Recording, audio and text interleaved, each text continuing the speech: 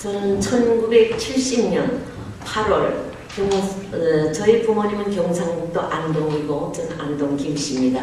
그런데 저희 오빠는 서울을 점령한 전쟁 시기 서울 점령한 사단의 참모장이었고 3사 참모장으로 있었고 정말 포항 개선에서 3사가 전멸하면서 오빠가 사망했습니다. 이렇게 열사 가족, 말하자면 북한에서 전사자 가족으로서 김일성이 선물도 같은 집에서 살았고 또 북한에서 평양예술대학 무용학부 졸업했고 최승희 선생님 제자로서 예술 활동을 했습니다. 이러한 가정에서 정말 허위허식하고 70년도까지는 제 나름대로 북한에서 엘리트로서 잘 살았습니다. 그런데 어느 날 갑자기 저는 저희 가정이 8식구가 살았는데 저희 남편은 조선백과사전 출판사에 근무했습니다. 근데 신광수에 1999년도 제가 평양을 방문했을 때 거기 이제 전상수라고 사회안전성 조직부에 있던 사람의 말에 의하면 저희 남편은 신광수의 밀고에 의해서 신광수가 비전향 장기수로서 2000년도에 북송해서 공화국 영웅 칭호받은 사람이 있습니다. 일본 사람을 납치해서 죽이고 일파됐던 간첩하다가 탈로가 나기 때문에 제주도로 와서 한국에서 비전향 장기수로서 13년형을 받았더라고요. 노동신문에 보니까.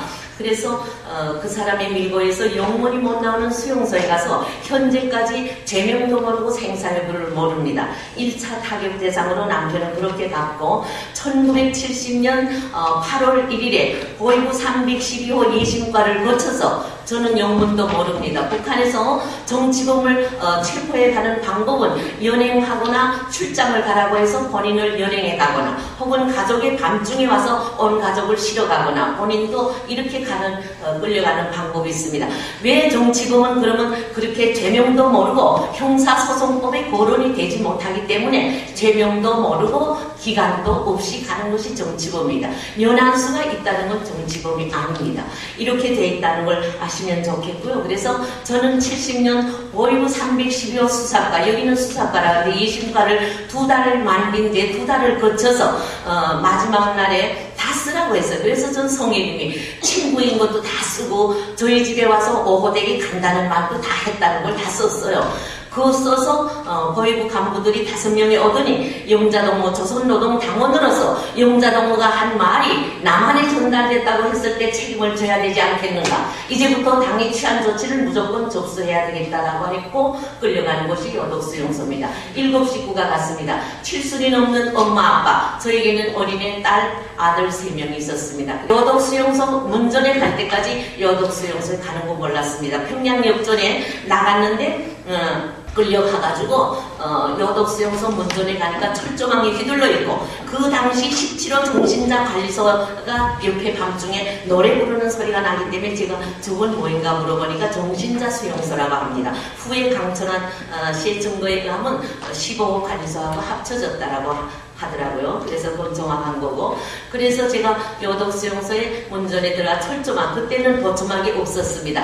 투항등이 양쪽에 있고 200m의 개미도 걸어가는 건 다 기어다니고 보이는 투항등이 있었습니다. 그래 끌려가가지고 9년 동안 살았는데 구미 제3작업반에서 5년을 살았고 또 못 나오는 완전 통제구역 영평리 평전리에 76년 1월에 끌려가서 79년까지 4년을 살았습니다.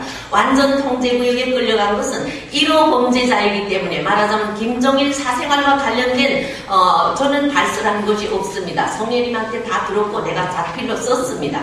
이래서 끌려가는 것이 여독수용소인데 그래가지고 영평리까지 영원히 매장하려고 했으나 제가 김익현 지금 죽었기 사망했어요. 김익현 차수라고 북한에 그 차수에게 관리소 소장으로 조금 와 있은 기간이 있습니다. 그에게 저는 막 통장을 사정을 했습니다. 저는 무슨 죄로 들어온지도 모른다. 저 좀 살려달라. 저희 오빠하고 친구거든요. 그래서 석천이 너희 동생이다. 저 좀 살려달라고 이렇게 애고를 했습니다. 저는 영평리에가 4년 있는 동안 그렇게 정말 매일 사상투쟁이 3시 반에 일어나서 4시 반에 출근하고 9년 동안 똑같은 옥수수를 먹으며 소금을 한쪽으로 집어넣으면서 매일같이 출근을 하지 않으면 안 되는 그 상황에서 뽕나무에 떨어져서 쇄골도 굴러지고 그래도 시멘트 창고라도 지키라고 했고, 또 어머니 아버지 영양실조로 굶어 죽고 거적에다 돌돌 말아서 묻었고, 9살짜리 아들은 영문강을 건너서 학교 다니다가 물에 빠져서 죽었는데 퉁퉁 불은 걸 가만히를 씌워놨어요.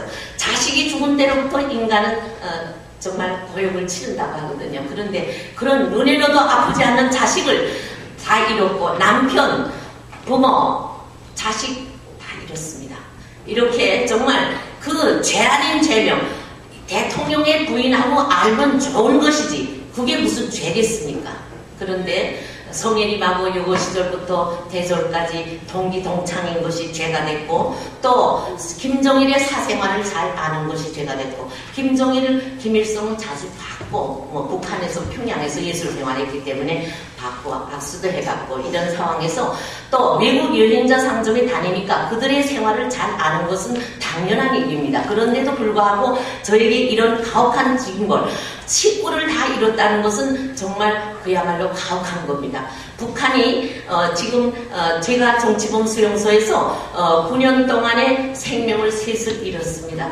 그렇게 하고 나가라고 그래서 79년 1월에 석방이 돼가지고 장진 중흥강산 금가 김정일은 이렇게 말했습니다. 금은 나의 것입니다. 송이버섯도 나의 것입니다. 이런 방침이 있습니다. 그래서 금강에 배치돼서 3년 동안 사회에 나왔다 뿐이지 짐승을 밟게 하는 일을 했다는 거. 요독 수용소는 날아다니는 거 다 잡아먹고 기어다니는 거 다 잡아먹고 도단하는 풀을 다 뜯어먹는 것이 요독 수용소입니다. 정말 혁명화 구역으로서 가혹할 뿐만 아니라 1950년 이후에 김정일, 김일성은 사회주의 체제 유지에 걸림돌이 되는 것은 다 갖다 죽이는, 총살에 죽이지 못해서 갖다 뜯어였는 것이 수용소입니다. 그래서 거기에 푸른제 아카데미아 유학생, 최승희 선생 제자, 또 무용가, 그 다음에 강홍식, 내 고향 연출가, 최민수의 외할아버지, 또 재담, 신불줄이 다 요독 수용소에 와서 죽었습니다. 이렇게 베라그라라는 아프리카 토종병, 비타민 PP 결핍증에 걸려서 매일 죽어나는 시체로서 길을 메워도 가온이 아닐 정도의 이런 수용소, 정말 짐승도 얼굴을 붉힌 수용소에서 우리의 결애들이 20만이 넘는 정치범 수감자들이 오늘도 죽고 있고 이 시각에도 죽어나가고 있습니다. 여러분, 정말 정치범 수용소는 일단 북한 체제가 바꿔지는 순간에는 다 폭발시켜서 죽입니다. 이렇게 죄명도 모르고 정말 죄 아닌 죄명으로서 죽어야 되겠습니까? 정말 우리는 서독과 동독이 통일될 때 정치범들을 밀밀 작업을 해서 돈으로 25,000명을 사왔습니다. 우리도 물밀 작업을 해서라도 정치범들에 대한 것을 해소해달라는 것을 유엔과 더불어 전 세계 다 호소해야 되고, 인권유린, 배고픈 소름을 300만이 굶어 죽은 살인자, 독재자에게 대해서 몸값을 높여줄 것이 아니라 호박을 찌르면 썩듯이 인간도 찔러야 상처가 납니다. 그렇기 때문에 반드시 김정일 체제와는 맞받아 나가는 기질로 반드시 김정일 체제 붕괴 촉진을 위해서 전 세계의 평화를 사랑하는 인간이라면 노력해야 된다는 걸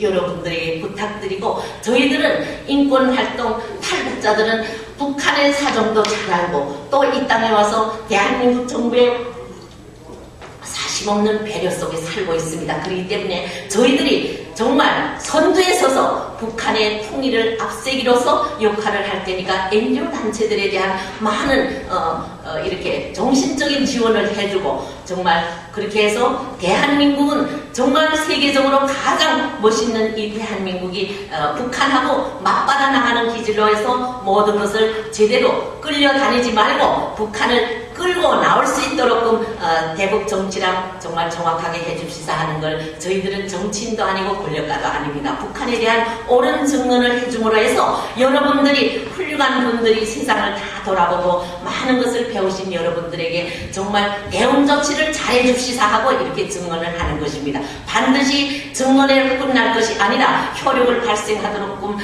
정부와 모든 도와줍시다 하는 걸 부탁드립니다. 이상입니다.